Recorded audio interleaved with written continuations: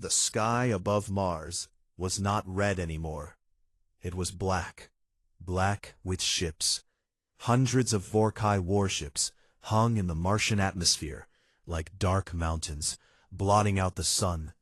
Their hulls were covered in sharp edges and strange carvings, war symbols from a civilization that had been conquering planets long before humans had learned to write. Their engines hummed with a deep, bone-shaking sound that traveled even through the thin Martian air. Every ship was pointed downward. Every weapon was charged. Every Vorkai warrior on board was watching the same thing on their screens. One human, standing alone. Commander Deho had not moved in 4 minutes. He stood in the middle of what used to be Earth's forward command base on Mars, Outpost Ares, but base was too generous a word for what it looked like now. There were no more walls. The eastern barracks had been hit by a Vorkai plasma strike 2 days ago and had burned down to twisted metal. The western gun towers were gone. The communication arrays were smoking ruins. Supply crates were scattered across the ground, some of them still on fire, their orange light flickering weakly against the dark Martian dust. Deho stood in the center of all of it. His armor was cracked down the left side, the inner padding visible through the break. His helmet visor had a long fracture running across it, sealed with emergency adhesive that had already started peeling. The power cells on his back, the ones that kept his suit systems running, were showing 12% charge. His rifle was empty, not low, empty. He had fired the last round 40 minutes ago, covering the evacuation of the last non-combat personnel through the underground tunnel system. They were gone now. Safe, he hoped. He was not. From the command ship above, a massive vessel called the Scrath's Fist, named after its general, General Scrath watched the human through the ship's long-range visual feed. Scrath was tall, even by Vorkai standards. His skin was a deep gray-green. His eyes were solid amber with no pupils, and the ridge of bone that ran from the top of his skull down to the back of his neck was a mark of high military rank in their culture. He had fought in 9 planetary campaigns. He had never lost one. He looked at the human on the screen and felt something he did not expect. Curiosity. The human was not running, not hiding, not waving a white cloth or signaling surrender on any frequency. He was simply standing. His hands were at his sides. His head was slightly lowered. He looked less like a soldier making a last stand, and more like a man waiting for a bus. "Confirm status," Scrath said without turning from the screen. His aide, a younger Vorkai named Veth, checked the readings. All human defense systems confirmed destroyed or offline. No active weapon signatures from the surface. No reinforcement signals detected from Earth or any orbital station. The human suit power is below 15%. He has no functional weapons. He is alone. Scrath kept watching. And the others? The ones who escaped through the tunnels? We tracked the tunnel exits. They were civilian and medical personnel. They have moved beyond the blast range. They are not a threat. And the humans standing there? Veth paused. Also not a threat, General, by every measurement. Scrath said nothing for a moment. On the screen, the humans still had not moved. "Send the ground unit," Scrath said finally. "I want him taken alive if possible. I want to know why he is still standing there." 40 Vorkai warriors descended in a dropship that landed 200 meters from Daiho. They came out in formation, shields up, weapons raised, moving in the careful pattern they used when approaching a cornered but still dangerous target. They had done this many times, on many worlds. They knew that a wounded creature was often the most dangerous one. But as they got closer, something felt wrong. Not dangerous wrong, just strange. The human was not tensing up. His breathing, which they could track through their suit sensors, was slow and even. His hands were relaxed. There was no sweat detected on his skin beyond what was already there from hours of combat. His eyes, visible through the cracked visor, were not wide with fear or narrow with rage. He looked almost comfortable. The Vorkai squad leader, a broad, scarred warrior named Grotha, raised a fist to halt the group 10 meters from the human. He studied the man through his own visor. He had captured soldiers before. On the mining world of Kareth 4, a human soldier had screamed and charged at them barehanded rather than surrender. On Titan Station, 3 humans had blown up their own generator rather than let the Vorkai take the facility. Humans did not give up quietly. Every Vorkai soldier knew that. So why was this one so still? Grotha stepped forward alone. "Human," he said through his suit's translation system, which rendered the words in flat, accented English. "Your base is destroyed. Your weapons are empty. Your people have fled. You have no reinforcements coming. There is nothing left to fight for." Deho looked up slowly. His face was hard to read. There was dust on it, and a dried cut above his left eyebrow that had bled and dried hours ago. He looked tired, the way someone looks after a long shift of hard work, rather than after a desperate last stand. His eyes moved across the 40 warriors in front of him, then up to the warships still hanging in the sky, then back to Grotha. He said nothing. Grotha continued. "General Skrath has ordered your capture. You will be treated as a prisoner of war, under Vorkai military code. Surrender now, and no further harm will come to you." Deho still said nothing. From the ship above, Skrath watched all of this. His aide was already preparing the victory broadcast, the standard message they sent to every planet after its final defense point was secured. It would go out across all Vorkai military channels, and to the human governments still resisting on Earth. It was a simple message.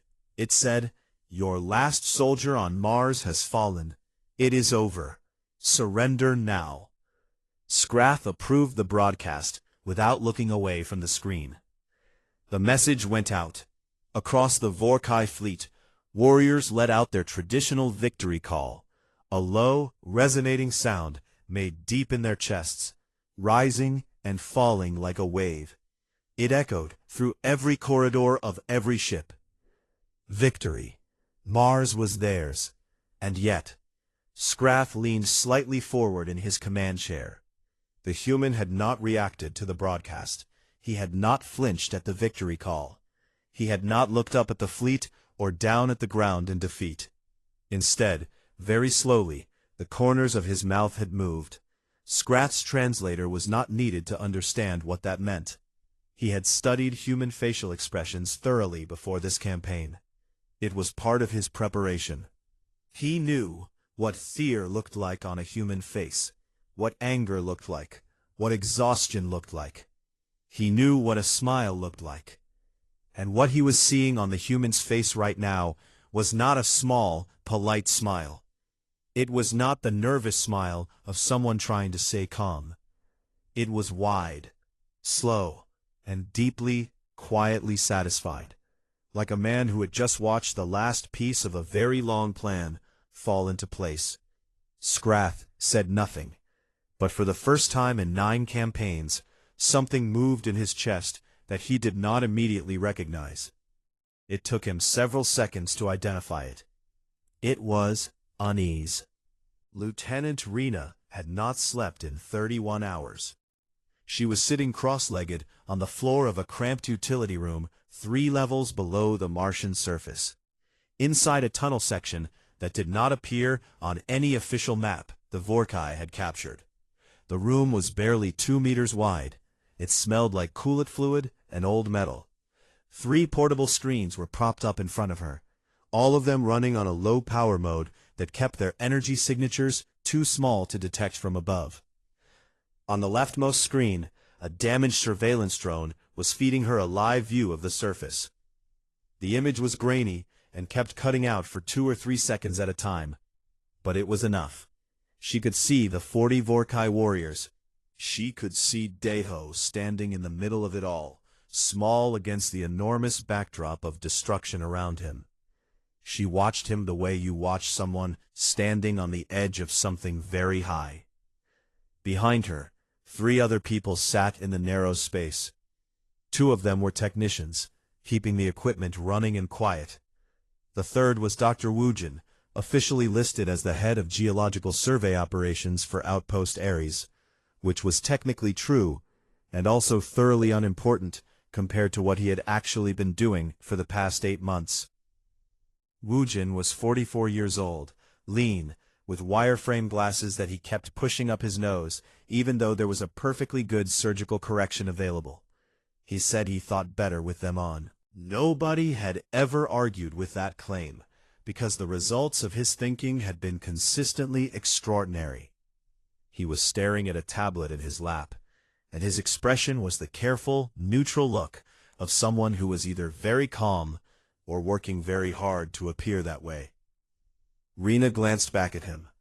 "His heart rate is still dropping," she said quietly. Woojin nodded once without looking up. 48 beats per minute now, down from 52. "That's not normal." "No," Woojin agreed.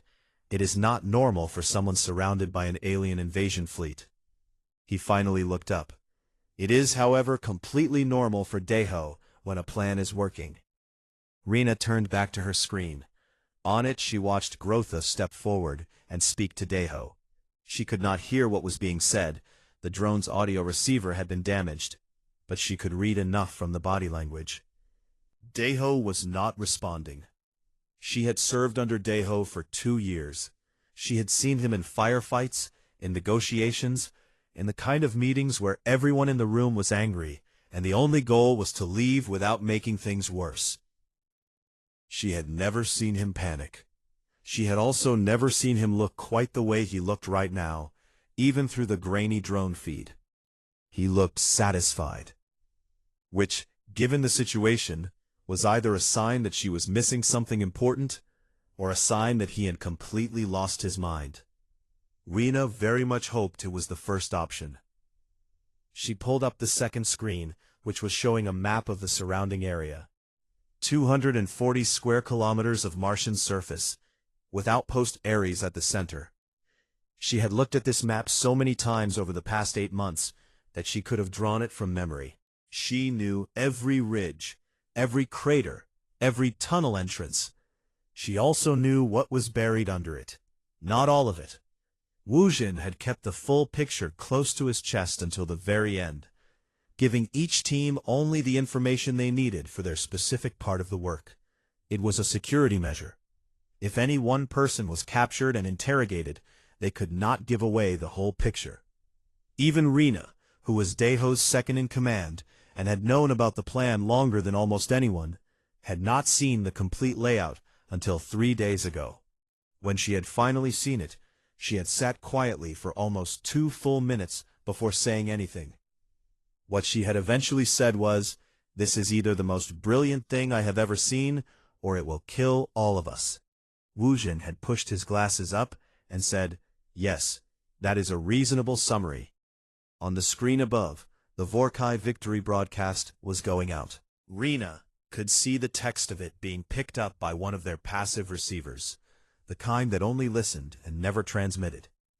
The message was exactly what they had expected. Mars is secured. The last human defender has been captured. Resistance is futile. She watched the Vorkai warriors on the surface react to the broadcast.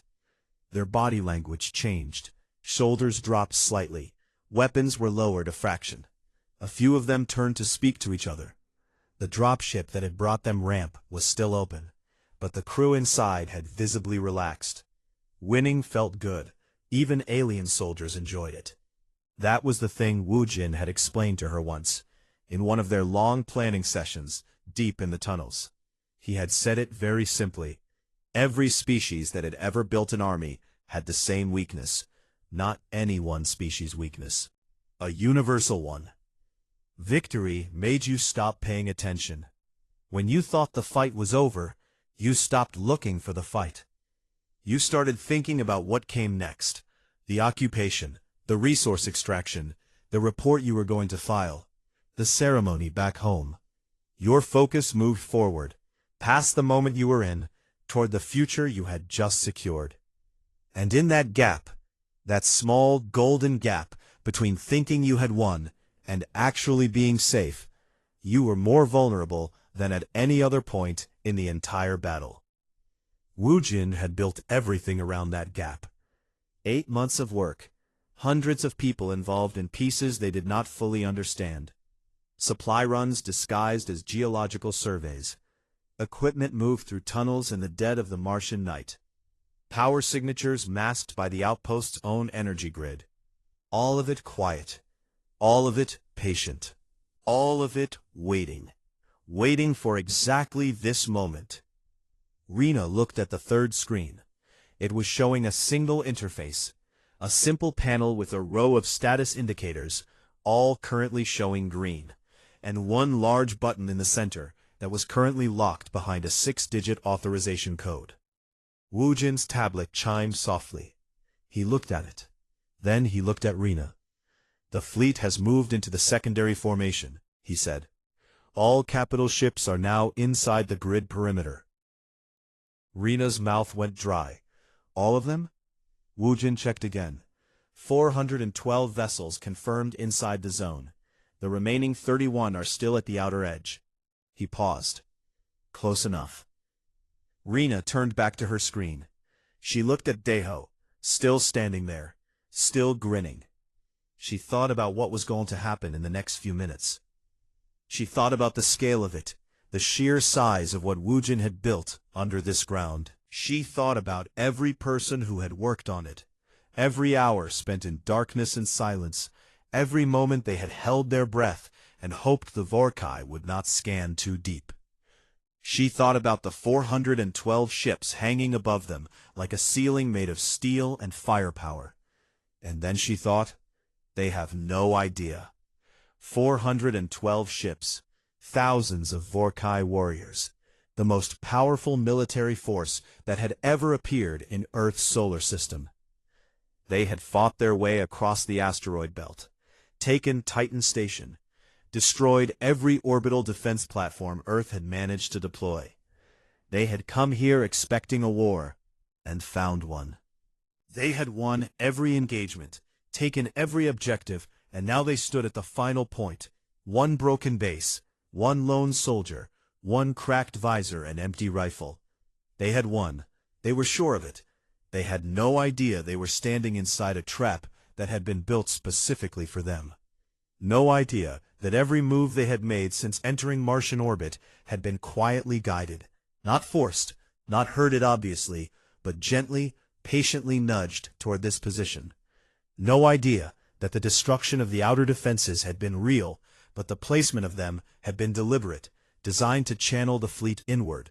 No idea that Deho's last stand had been chosen not because it was the most defensible point, but because it was the exact center of the kill zone. No idea that the man they had just declared defeated was the one who had arranged all of this. Wu Jin stood up slowly, joints cracking from too long on a hard floor. He straightened his glasses, looked at the authorization screen, and then looked at Rena. "Ready?" he asked. Rena exhaled, looked at the screen one more time. Deho's grin was still there, wide and quiet and utterly certain. "Ready," she said. Wu Jin entered the first 3 digits of the code. Then he stopped, looked at her. "He told me once," Wu Jin said quietly, "that the hardest part of any plan is trusting it enough to let it run." Rena nodded slowly. He was right. Wu Jin finished entering the code. The button unlocked. Neither of them pressed it yet. That was not their job. He would give the signal when the moment was exactly right. Not a second early, not a second late. They waited. Above them, 412 warships floated in the cold Martian sky, their crews celebrating, their generals filing victory reports, their weapons beginning the slow process of standing down. Below them, buried in the ancient Martian rock, something waited too. Patient, Quiet. Ready. General Scrath descended from his ship. This was not something he normally did during a capture operation. He had officers for that. He had Grotha, who was experienced and reliable and perfectly capable of securing one unarmed human soldier without any supervision. There was no tactical reason for Scrath to set foot on the Martian surface himself. But he could not stop looking at that grin. He had reviewed the visual feed 4 times in the 5 minutes since the victory broadcast. Each time, he had told himself it meant nothing. Humans showed their teeth for many reasons: pain, nervousness, social behavior. It did not have to mean what it looked like. The human was probably in shock, probably confused, probably running on combat stimulants that were keeping him artificially calm while his body slowly collapsed from exhaustion. Probably. Scrath put on his surface gear, a lightweight exoframe that compensated for the thin Martian air, and rode the dropship down with a personal escort of 8 warriors. He told himself he was going down to accept the formal end of resistance on Mars. That was a reasonable thing for a commanding general to do in person. It was a show of strength for the troops. It was documentation for the victory record. It had nothing to do with the grin. He landed 200 meters from Deho and walked toward him across the broken ground, past the wreckage of the base, past the still-burning supply crates. His 8 guards flanked him. Grotha's 40 warriors stood in a wide ring around the human, weapons still raised, but no longer with the same urgency they had carried 20 minutes ago. The Vorkai victory call still echoed faintly through Scrath's earpiece from the fleet channels. He stopped 5 meters from Deho. Up close, the human looked worse than he had on the screen. The crack in the visor was larger. The suit's power indicator, visible on the outside panel of the left shoulder plate, was now showing 9%. There was blood on the human's collar from a wound somewhere above the neckline. He had clearly been in serious fighting for days. He was clearly exhausted. And he was still smiling. Not widely now. It had settled into something quieter. Just the corners of his mouth turned up slightly. His eyes were calm and dark, and fixed on Scrath, with the kind of attention that felt less like a prisoner looking at his captor, and more like a man watching something arrive exactly on schedule.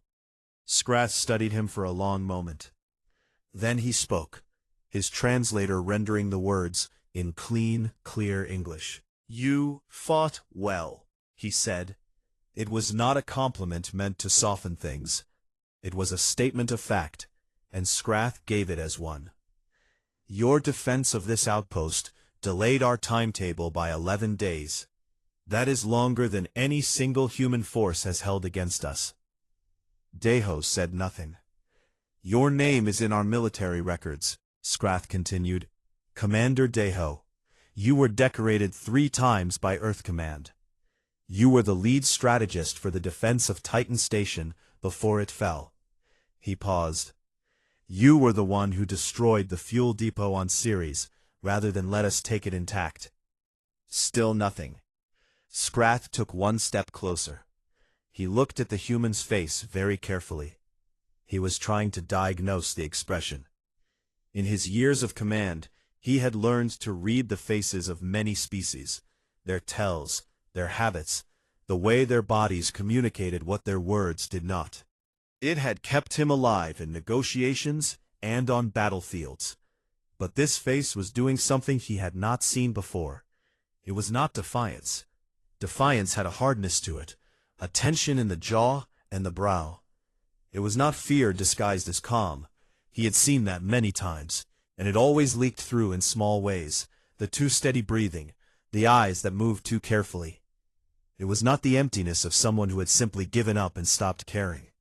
It was patience, deep, settled, completely deliberate patience, the kind that came not from waiting for something you hoped might happen, but from waiting for something you knew was coming. "What are you smiling at?" Scrath asked. For the first time, Deho moved. Not much. He tilted his head very slightly upward, toward the sky. toward the fleet hanging there in the black, and then brought his eyes back down to Scrath. And then he spoke. His voice was quiet, not weak, quiet. The way a person speaks when they are not trying to impress anyone, because they have nothing left to prove. "You came exactly where I needed you," he said. The words were simple, plain, spoken without drama or theatrics, or the raised voice of a man making a speech. That was what made them frightening. Scrath felt something shift in the air. He could not have explained it physically. The temperature did not change. The ground did not move. Nothing around him altered in any way he could point to. But something changed in the space between him and the human, some invisible quality of the moment. And the part of Scrath that had survived 9 campaigns by listening to that feeling went very, very still. "General," it was Veth in his earpiece from the ship above. "I am detecting a pause. I am detecting a low-frequency signal activation beneath the surface, multiple points. I am reading OP." Veth stopped. "Veth," Scrath said sharply. "General, I am reading 416 confirmed signal sources activating simultaneously beneath the Martian surface within a radius of—" The ground hummed. It was not loud. It was not an explosion, not a tremor, not anything dramatic. It was a deep, steady hum that seemed to come from everywhere at once, vibrating up through the soles of Scrath's boots and into his legs and chest. Around him, the Vorkai warriors looked down instinctively, weapons shifting toward the ground, even though there was nothing visible to aim at. Deho did not look down. He kept his eyes on Scrath. The grin had settled into something almost gentle now, the look of someone who had waited a very long time for a very specific moment, and was finally, quietly, watching it arrive. "What is this?" Scrath said. "Electromagnetic pulse array," Deho said. Still quiet, still calm. "We've been burying them for 8 months, one every 600 meters, across the entire engagement grid." He paused. "You're standing in the middle of it." The hum grew. Scrath's earpiece crackled. Then it cut out. He looked up. The fleet was still there, visible in the dark sky above. But something was wrong with the way it looked. The running lights on the nearest capital ship were flickering. The engine glow on several vessels had changed color, dimming from the bright blue of active thrust to the dull orange of emergency power. His suit's display began showing errors. External communications, offline. Long-range sensor link, offline. Fleet coordination network, offline. One by one, as he watched, the lights on the ships above him began to go out. Not all at once, ship by ship, cluster by cluster, the way stars disappear when clouds roll in. Gradually, steadily, unstoppably. The enormous vessels were still there. But they were going dark, their systems shutting down under the invisible weight of the pulse field rising from the ground beneath them. 412 warships, weapons offline, shields down, engines in emergency fallback mode. Every long-range communication array scrambled, every targeting system wiped back to baseline. In 20 seconds, the most powerful fleet ever assembled in Earth's solar system had gone from a war machine to a collection of very large, very dark, very helpless metal objects floating in space. Scrath turned back to Deho. The human was still smiling, and now Scrath understood what the smile meant. It had never been the smile of a defeated man. It had never been shock or madness or combat drugs. From the very first moment, Scrath had seen it on the visual feed. From the moment it had appeared on Deho's face, while the Vorkai victory broadcast was going out across every channel. It had been the smile of a man who had already won. Who had won days ago, maybe weeks ago, in a tunnel far below the surface, bending over maps with a quiet scientist and a tired lieutenant. moving pieces on a board that the Vorkai had not even known they were playing on.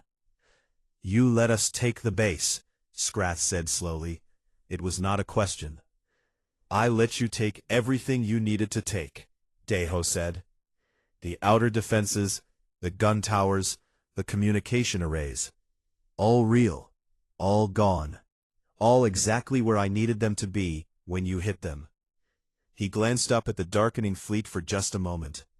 "Every move you made, I'd already planned for. I just needed you to keep moving in the right direction." Scrath said nothing. "You were very good," Deho added, and there was no mockery in it. "You moved faster than I expected in the first 3 days. I had to adjust the timeline twice. Your general staff is sharp." He paused. "But you made one mistake." "What mistake?" Deho looked at him very steadily. "You thought that because you were winning," he said, "the fight was over." Above them, the last lights on the Vorkai fleet went out. Woojin pressed the button. He did it without ceremony. No countdown, no dramatic pause, no deep breath before the moment. He simply entered the last digit of the authorization code, watched the button shift from locked red to active green, and pressed it with his thumb, the same way he would press a button on a coffee machine. The sequence ran automatically after that. He had written the code himself over the course of 4 months, sitting in this same tunnel room with 2 screens and a lot of cold tea. It was not elegant code. He would be the first to admit that. It had been written in pieces, at odd hours, often while exhausted, and then tested and retested and rewritten when the tests found problems, which they always did. He had made very sure it worked. The first pulse detonated at Grid Point Alpha, a canister buried 600 meters north of Outpost Ares, 12 meters below the surface, wrapped in a casing that had taken 3 engineers and 2 months to design so that it would withstand Martian ground pressure and temperature without triggering early. The pulse it released was not an explosion. There was no fire, no shockwave, no crater. There was just a massive invisible wave of electromagnetic energy that expanded outward in a sphere, passing through rock and metal and air, as easily as light passes through glass. Then beta, then gamma, then delta. Point by point, in a sequence timed to the millisecond, 416 pulse canisters fired across the Martian surface. The grid covered 240 square kilometers. Every canister's pulse overlapped with its neighbors, filling the coverage area with a dense, layered field of electromagnetic interference that no ship system currently in production, human or Vorkai, could operate through. Woojin watched the status board as each point confirmed. Green, green, green, green, all the way down the list. Not one failure, not one misfire, not one canister that had degraded or shifted or been accidentally triggered by the ground vibration of the Vorkai bombardment over the past 2 weeks. He had built-in redundancy for all of those scenarios anyway, but it was still satisfying. Rena was on her feet, both hands pressed flat on the table in front of her screens, watching the drone feed. The image quality was getting worse as the pulse field interfered with its transmission. She was losing resolution fast, but she could still see enough. She could see the lights going out on the ships above.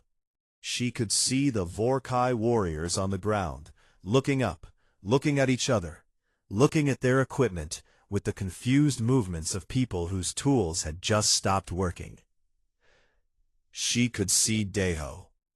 He had not moved. His posture had not changed. He was still standing in the same spot, in the same way, with the same expression. But the quality of his stillness had shifted slightly. The waiting stillness was gone. This was something else, quieter, settled. The stillness of someone who had just watched the last domino fall. "Confirmation?" she asked without turning her head. Woojin checked the board. 412 capital vessels confirmed systems down within the primary grid. 31 at the outer edge, showing partial interference.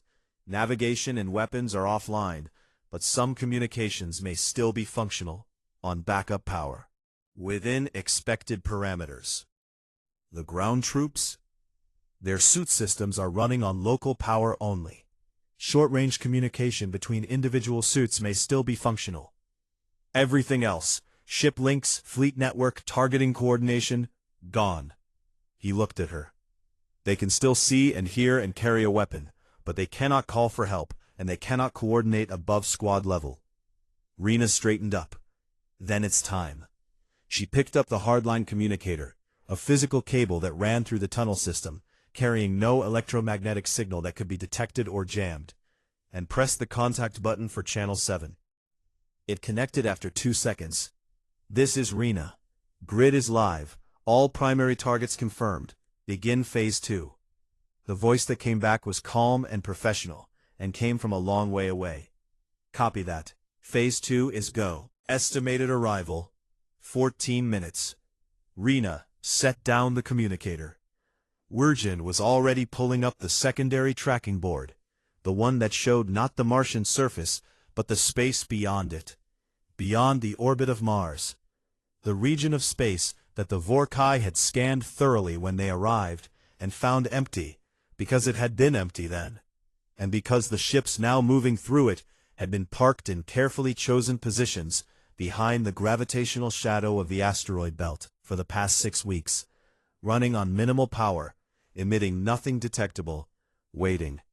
There were 41 of them, not capital ships, nothing that could go head-to-head with a Vorkai warship under normal circumstances. They were fast, lightly armored, and built around a single purpose, the delivery and detonation of targeted disruptor charges designed to permanently disable rather than destroy. Earth's military command had argued about that last part for months. Some had wanted full weapons. Wujin had pushed back, hard, and Daeho had backed him. "We don't want to kill 400,000 warriors," Daeho had said in that meeting, his voice the same quiet it always was. "We want to end the war. Those are different things." The 41 ships were moving now, fast, coming in from 3 directions in a pattern designed to maximize coverage and minimize the ability of any Vorkai vessel to maneuver away from the others. With their navigation systems down, the Vorkai capital ships can still move on manual thrust, but slowly, without coordination, without the fleet-wide synchronization that made them dangerous. One by one, they would be boarded, or disabled, or forced to stand down. It would take time, probably days. There would be fighting. Some people would not come back from it. Everyone who had planned this had known that. But the outcome was no longer in question. On the surface, the scene had changed. The Vorkai ground troops were organized enough to respond to the situation. Even without their shiplings, Grotha had pulled his warriors into a defensive formation around Scrath. The general's safety was the priority, and whatever had just happened, keeping their commander alive was the first objective. Weapons were up again.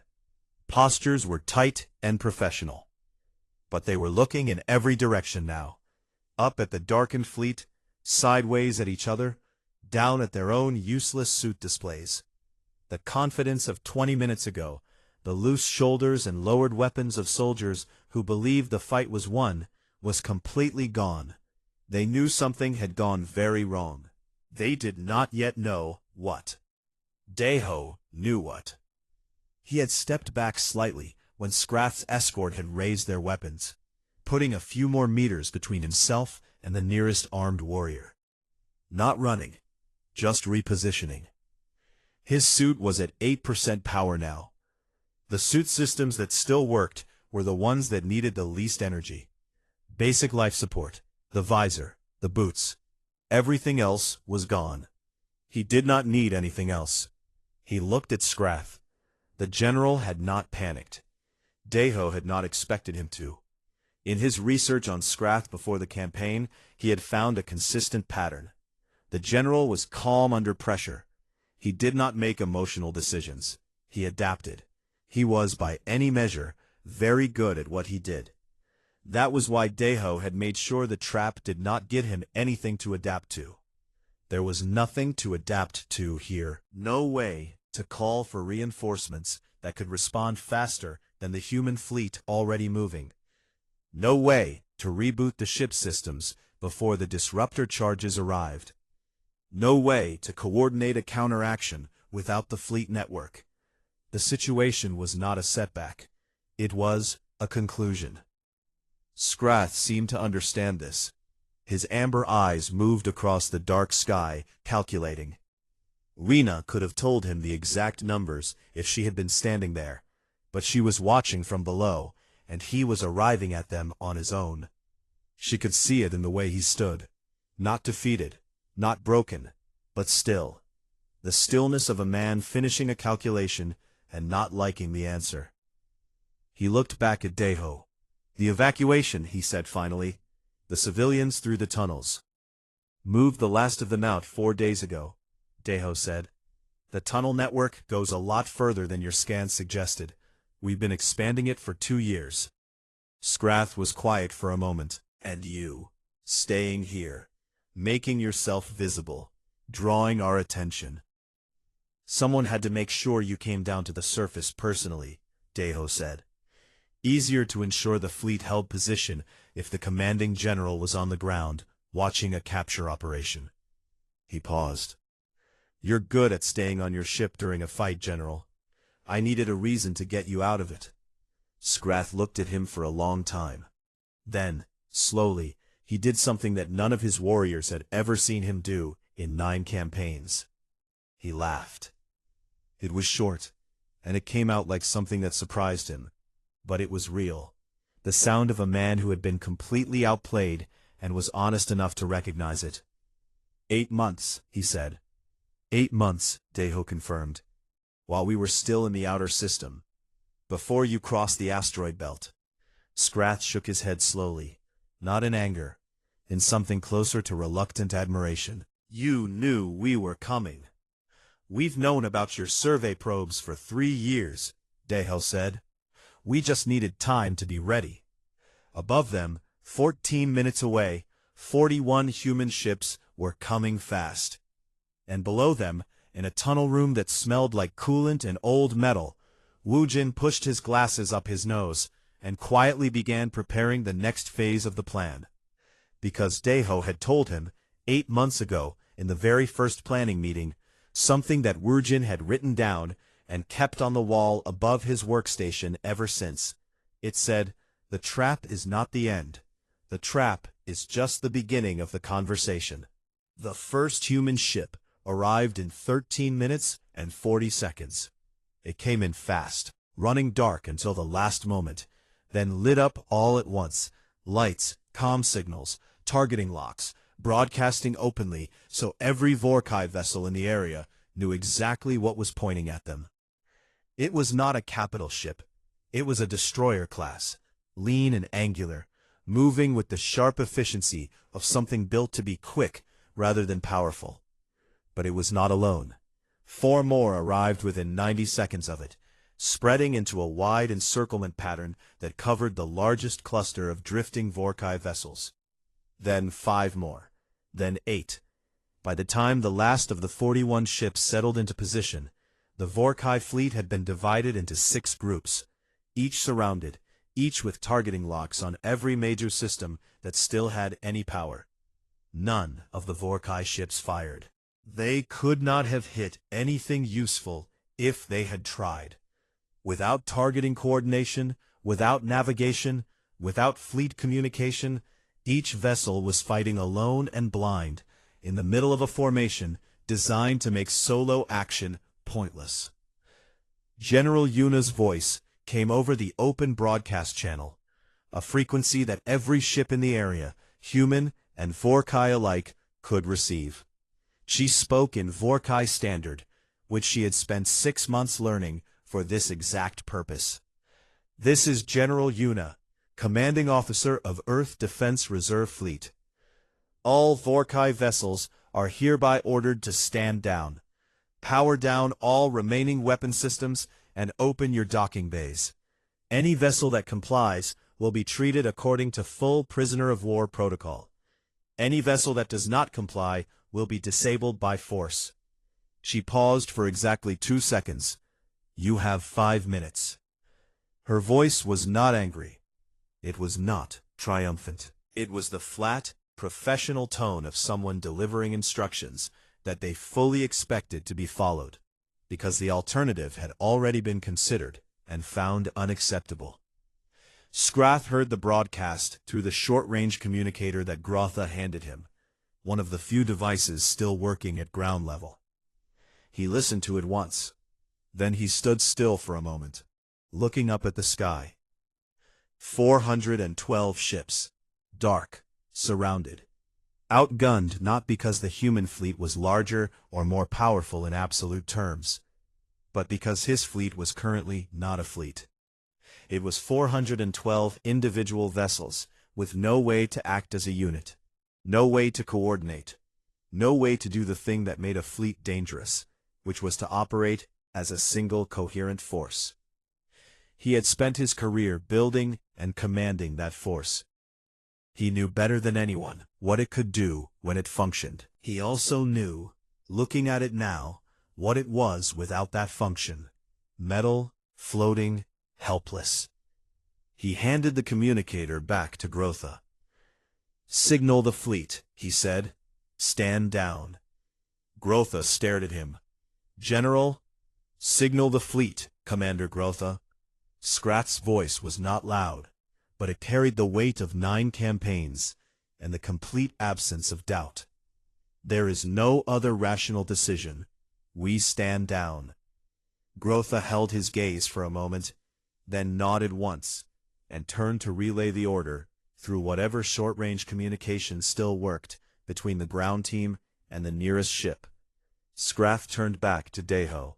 The human had lowered himself to sit on a piece of fallen wall while the conversation with his own fleet had been happening, and he looked, for the first time, genuinely tired. The grin was gone, not replaced by anything negative, not defeat, not relief exactly, the particular kind of exhaustion that comes at the end of something very long that has finally finished. His suit read 6%. He probably had less than an hour of life support left in it. Scrath had not missed that detail. "You cut it very close," Scrath said. Deho looked down at his power indicator. 4% margin. I had it calculated. And if the pulse grid had fired 2 minutes late? It didn't. But if it had... Deho was quiet for a moment. "Then I would have figured something else out," he said. And somehow, coming from him, in that quiet voice, it did not sound like bravado. It sounded like a simple statement of what would have happened. Scrath sat down on a piece of rubble across from him. His 8-warrior escort shifted uncomfortably. This was not standard protocol for a captured general in any military tradition they were aware of. But no one said anything. "I want to understand something," Scrath said. Deho waited. The plan. The 8 months.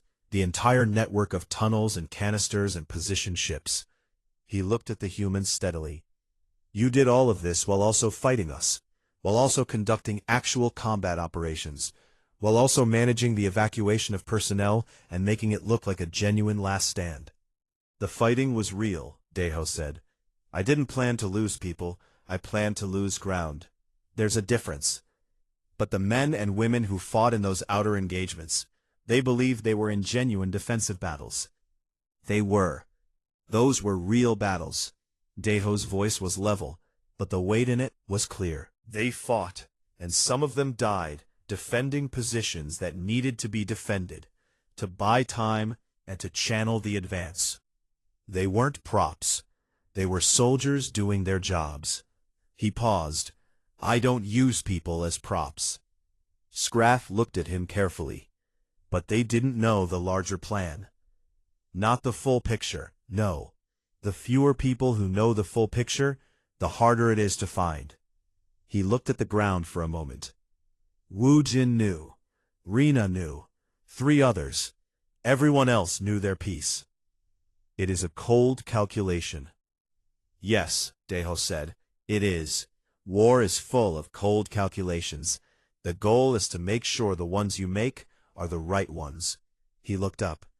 I would rather win with cold calculations than lose with warm ones. And if I win, I get to bring people home. Around them, the sounds of the situation changing were becoming audible. In the sky above, the lights on the first Vorkai vessels were beginning to come back on in the limited capacity that meant compliance. Docking bays opening, weapons powering down to 0. On the ground, Grotha's warriors were beginning the process of formally lowering their weapons and signaling their status to the human ships. It was not a fast process. It was careful and tense and would take a long time to complete safely. But it was happening.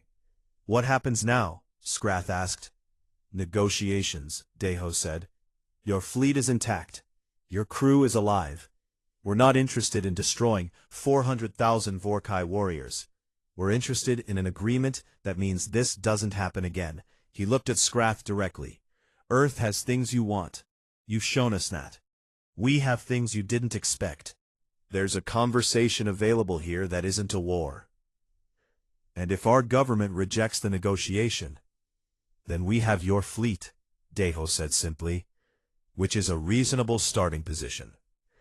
Scrath made a low sound in his chest that his translator would have rendered as a reluctant laugh if it had been working. Instead, it was just a sound that Deho recognized from context.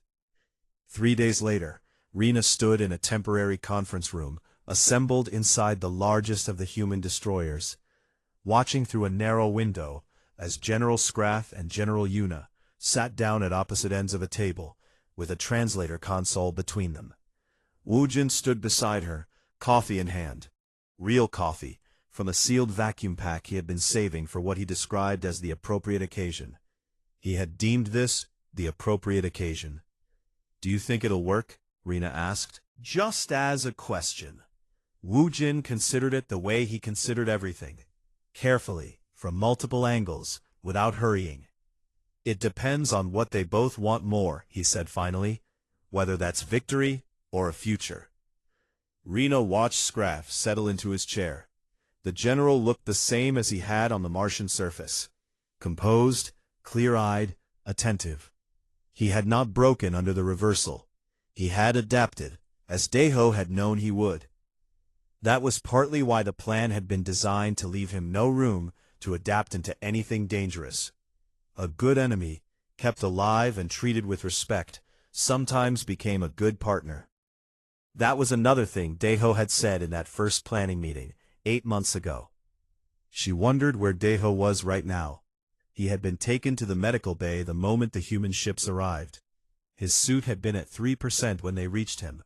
1 hour of margin that had become 40 minutes by the time anyone got to him.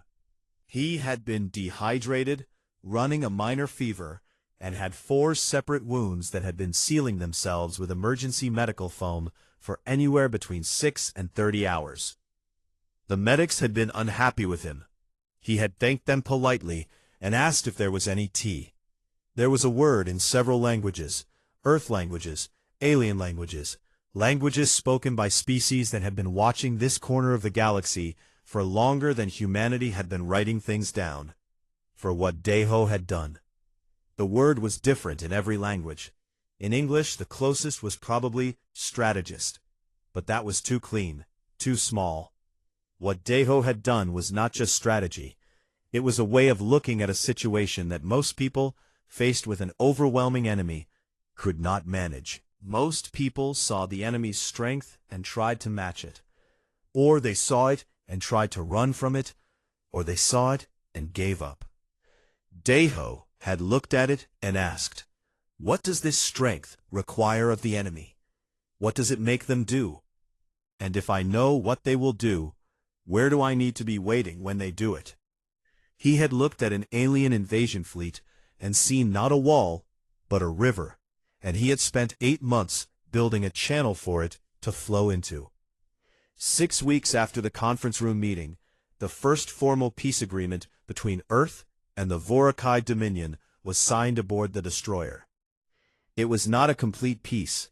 It was a framework, a set of terms under which both sides agreed to stop advancing and start talking, and under which the Vorakai fleet would be released and returned to their space in stages, as specific conditions were met.